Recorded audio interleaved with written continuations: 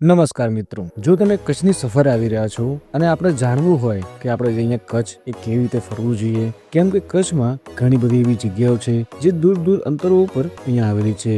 જો આપણે કચ્છ ફરવા આવીએ છીએ તો આપણે જો કચ્છના સફેદ રણે જઈએ છીએ તો એ રૂટ ઉપર આપણે કઈ કઈ જગ્યાએ બીજે ફરવા જવું જોઈએ એની આપણે સંપૂર્ણ માહિતી આજના અમારા વિડીયોમાં આપીશું. ને એવી રીતે જો તમે માતાના મઠ આવો છો દર્શન માટે તો આપણે આ રૂટમાં કઈ કઈ જગ્યાએ ફરવું જોઈએ. એમ જ જો તમે માંડવી આવો છો તો માંડવી બીચ જોડે આપણે અહીંયા એ રૂટ ઉપર કઈ કઈ જગ્યાએ ફરવું જોઈએ. અને જો તમે ગાંધીધામ બાજુ જાઓ છો કે મુદ્રા પોર્ટ જાઓ છો તો આપણે એ રૂટ ઉપર એ કઈ કઈ જગ્યાએ ફરવું જોઈએ એવી બધી જ જગ્યાઓની કિલોમીટર સાથે તમને સંપૂર્ણ માહિતી આજના અમારા વિડીયોમાં મળી જશે. અને આ બધી જગ્યાઓ એ ભુજથી ટોટલ કેટલા કિલોમીટરના અંતર ઉપર આવેલી છે અને આપણને જવામાં એ કેટલો સમય લાગે છે એ પણ હું તમને જણાવીશ. એટલે આજનો અમારો આ વિડીયો તમારા માટે ઘણો ઇન્ફોર્મેટિવ રહેવાનો છે. એટલે વિડીયો તમે શરૂથી લઈને એન્ડ સુધી એકવાર જરૂર જોજો. અને વિડીયો પૂરો જોયા પછી જો તમારે કોઈ પ્રશ્ન હોય તો નીચે મને કોમેન્ટ બોક્સમાં જરૂરથી કહેજો, હું એના આન્સર તમને જરૂરથી આપીશ. અને વિડીયો શરૂ કરતા પહેલા જો તમે હજી સુધી અમારી આ ચેનલ ઉપર નવા હો તમારે આ વિડીયોને એક લાઈક કરી નીચેની ચેનલને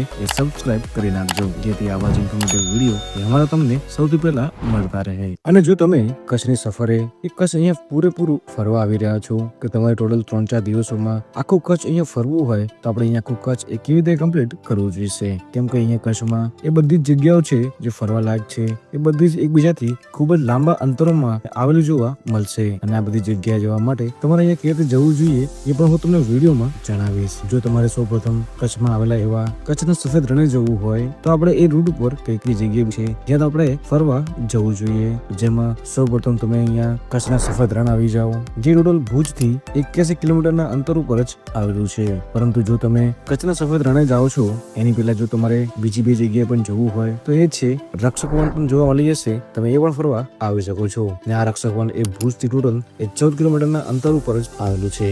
અને કચ્છ ફરવા જે મુસાફરો અહીંયા આવે છે એ બધા જ મુસાફરો અહીંયા એ કચ્છની સફેદ રણે જરૂરથી આવે છે. અને જો તમે આ કચ્છની સફેદ રણે આવો છો, કેમ કે કચ્છના સફેદ રણથી કાળો ડુંગર ખૂબ જ નજીકના અંતરોમાં જ આવેલું છે. અને ભુજથી આ કાળો ડુંગર ટોટલ 93 કિલોમીટરના અંતર ઉપર તમને જોવા મળતો હોય છે. અને જો તમે કાળા ડુંગર ફરીને જો તમારે એક એવી જગ્યાએ જવું હોય બાઇક રાઇડર માટે ખૂબ જ સુંદર જગ્યા હોતી હોય છે, એ છે રોડ ટુ હેવન. જે અહીંયા વધારે પડતા બાઇક રાઇડરો જ્યારે કચ્છની સફરે આવે છે ત્યારે અહીંયા આ રોડ ટુ હેવન ની રાઇડ કરવા જરૂરથી આવે છે. જો તમે સફેદ રણ ફરવા આવો છો તો તમે આ પટ્ટા ઉપર આટલી જગ્યાઓ અહીંયા ફરવા જઈ શકો છો. જો તમે માંડવી રૂટ ઉપર ફરવા આવો છો કે જ્યાં તમને માંડવી બીચ, વિજય વિલાસ પેલેસ, જો તમારે એ જગ્યાઓ પર ફરવા જવું હોય તો તમે અહીંયા રસ્તામાં બીજી ઘણી જગ્યાઓ છે જ્યાં તમે અહીંયા ફરવા આવી શકશો. જેમાં પહેલી જગ્યા છે એ છે બોત્તે જિનાલય જૈન ટેમ્પલ, જે અહીંયા ભુજથી ટોટલ 40 કિલોમીટરના અંતર ઉપર જ તમને જોવા મળતા હોય છે. અને એની આગળ જ આવતા તમને શ્યામજી કૃષ્ણ વર્મા મેમોરિયલ જોવા મળી જશે,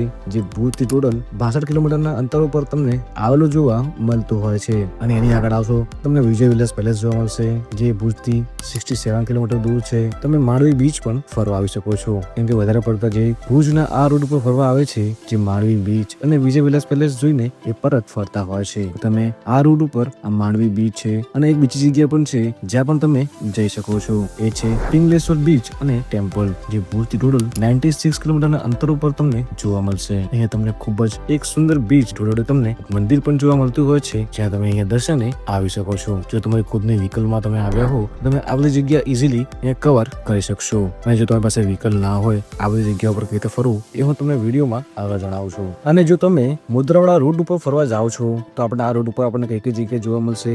એમાં સૌપ્રથમ આપણને જોવા મળશે પહેલું છે વાકી જૈન મંદિર, જે ભુજથી ટોટલ 55 કિલોમીટરના અંતર ઉપર તમને જોવા મળશે. અને ચોથું છે ભદ્રેશ્વર જૈન ટેમ્પલ, જે ભુજથી ટોટલ તમને 70 કિલોમીટરના અંતર ઉપર જ જોવા મળી જશે. અને જો તમારે અદાણી પોર્ટ જવું હોય તો પણ અદાણી પોર્ટ તમને જોવા મળી જશે, જે ભુજ ટોટલ 65 કિલોમીટરના અંતર ઉપર તમને જોવા મળતું હોય છે. એ ટોટલ તમે આ રૂટ ઉપર આ 5 જગ્યા ઉપર એ ફરવા આવી શકો છો. જો તમે ગાંધીધામ વાળા રૂટ ઉપર ફરવા જવાનો પ્લાન બનાવી રહ્યા છો તો તમને એ રોડ ઉપર વીર બાલક સ્મારક જોવા મળી જશે, જે ભુજથી ટોટલ 38 કિલોમીટરના અંતર ઉપર આવેલું છે.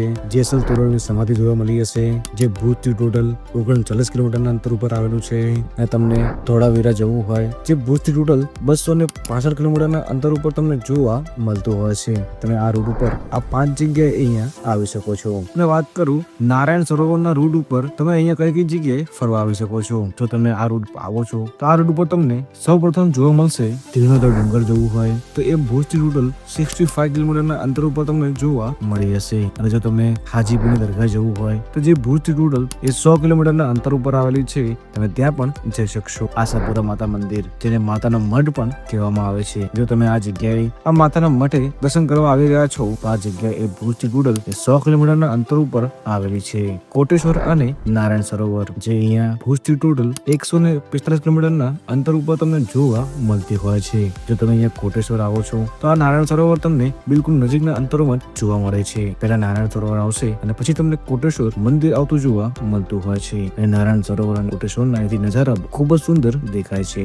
એ છે લખપત ફોર્ટ અને ગુરુદ્વારા, જે ટોટલ ભુજથી 160 કિલોમીટરના અંતર ઉપર જ આવેલા છે. જો તમે માતાના મઠ દર્શન કરવા આવો છો, આ બધી જગ્યાએ અહીંયા કવર કરી શકો છો. અને જો તમે ભુજમાં રોકાઈ રહ્યા છો તો વાત કરો ભુજમાં ફરવાલાયક એવી જગ્યાઓની, તો જેમાં તમે અહીંયા વંદે માતરમ મેમોરિયલ આવી શકો છો, સ્મૃતિવન પાર્ક, આઈના મહેલ, પ્રાગ મહેલ, કચ્છ મ્યુઝિયમ, હમીરસર લેક, પૂછ્યો પર્વત, શ્રી સ્વામિનારાયણ ટેમ્પલ, છતરડી જેવી અહીંયા ઘણી બધી ફરવાલાયક જગ્યાઓ છે જ્યાં તમે અહીંયા ફરી શકશો. અને વાત કરો અહીંયા આપણને આ બધી જગ્યા ફરવા આવીએ છીએ તો આપણને એટલો સમયગાળો અહીંયા કેટલો લાગતો હોય છે. જો તમે અહીંયા માતાના મઠ બાજુ આવો છો તો તમારો આખો દિવસ આ બધી જગ્યાઓ ફરવાનો જતો રહેતો હોય છે. અને જો તમે કચ્છના સફેદ રણ બાજુ જાઓ છો તો તમે જો સવારે વહેલા નીકળશો તો સાંજે આસપાસ પરત આવી જશો. અને તમને આ બધી દૂર દૂર વાળી જગ્યાઓમાં તમે ટોટલ આખો દિવસ અહીંયા ફરવામાં લાગતો જ હોય છે. અને જો તમારે આ બધી જગ્યા ઉપર ફરવા જવું હોય તો વાત કરું આપણે આ બધી જગ્યા ઉપર ફરવા કેવી રીતે આવવું જોઈએ. જો તમારી પાસે વ્હીકલ હોય પોતાનો તો કોઈ વાંધો નથી આવતો, પરંતુ જેની પાસે પોતાનો વ્હીકલ નથી એ વ્યક્તિ